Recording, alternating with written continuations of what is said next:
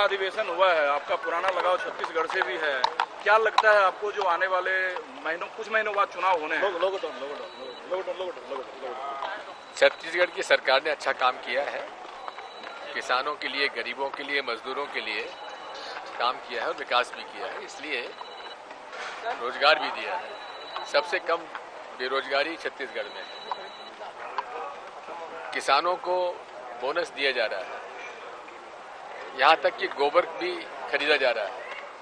तो ये सब बातों से किसानों के हित में काफी काम हुआ है, इसलिए चुनाव हम लोग जीतेंगे। सर, एक बड़ा ऐलान हुआ है। ईवीएम को लेकर कहा जा रहा है कि कई पार्टियां भूपेश बघेल को वापस निश्चित तौर पर दी जाएगी। ईवीएम के बारे में पार्टियां जो है सब पार्टी पर निर्भर करता है। उसमें क्या कहना है आपका? की तरफ है क्या सोनिया जी? रिटायरमेंट की तरफ है क्या? उन्होंने अपने भाषण में जो कुछ कहा है वो आपके सामने है। ठीक है, जान दो। बस 2 मिनट इसमें। कांग्रेस के राष्ट्रीय अधिवेशन में कई तस्वीरें इन दिनों निकल करके सामने आ रही है और इन तमाम तस्वीरों का जिक्र करेंगे, समझेंगे भी। हमारे साथ रजनी पाटिल जी मौजूद हैं। और रजनी जी, सबसे पहली चीज़ तो आज हमने देखा कई प्रस्ताव आए। उन अहम प्रस्तावों से पहले सोनिया गांधी जी का एक भाषण हुआ। अब उस भाषण के कई मायने भी निकल करके सामने आ रहे हैं। बहरहाल राजनीतिक संन्यास की ओर वो जा रही हैं, क्या हम ये माने? अब नहीं, वो बिल्कुल कहीं नहीं जाएगी। वो हमें मार्गदर्शन करती रहेगी और बहुत साल अच्छी तरीके से करती रहेगी, ऐसी हम कामना करते हैं। लेकिन एक उनकी जिंदगी में भी एक क्षण ऐसा आया है कि बहुत साल उन्होंने कांग्रेस की जिम्मेदारी ली है और उनको लगता है कि एक अगली जनरेशन अभी तैयार हो रही है। राहुल जी के नेतृत्व में हम सब लोग आगे हैं।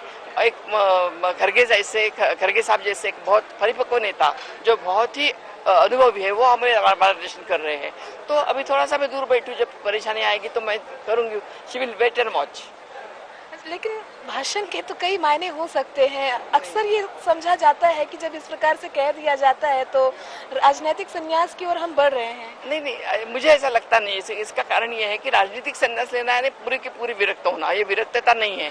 ये थोड़ा सा अपनी जिम्मेदारी आपने खुद को समझ लेना है।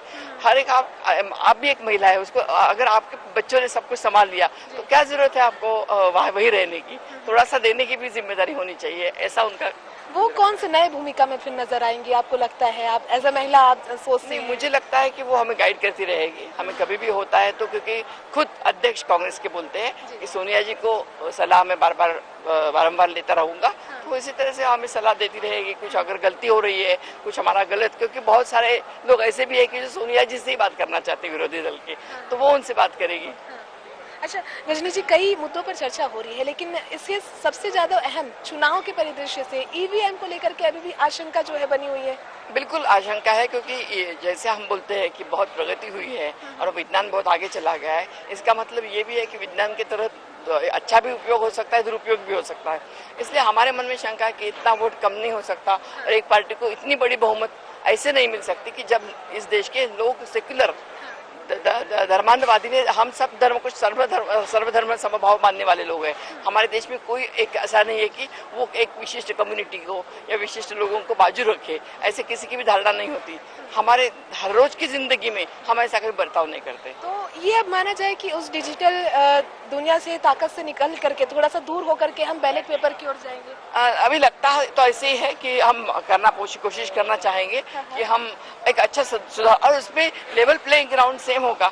उसमें अगर कोई भी विरोधी पार्टी भी आ सकती है तो हमें उसमें कोई एतराज नहीं है कि लोगों ने मन से अगर उनको जीत लिया, लेकिन मन में शंका नहीं होनी चाहिए, ये हम बोल रहे हैं। तो ये थी रजनी पाटिल जी हमसे, जिन्होंने खास तौर पर चर्चा भी की। और जिस प्रकार से एक अभिभाषण जिसे लेकर के इस वक्त इस अधिवेशन की सरगर्मी बढ़ चुकी है, वो है सोनिया गांधी के भाषण को लेकर के। उन्होंने जिस प्रकार से कई विषयों का जिक्र किया और इस दौरान जब राजनीतिक संन्यास जैसे शब्दों का जब प्रयोग यहाँ पे किया, तो जाहिर सी बात है राजनीतिक युग में कई मायने इसके निकलने लगे। बहरहाल उन मायनों को विराम देते हुए रजनी जी का ये भी कहना था कि वे लगातार हमें, यानी कि पार्टी को गाइडलाइन देती रहेंगी। इस समय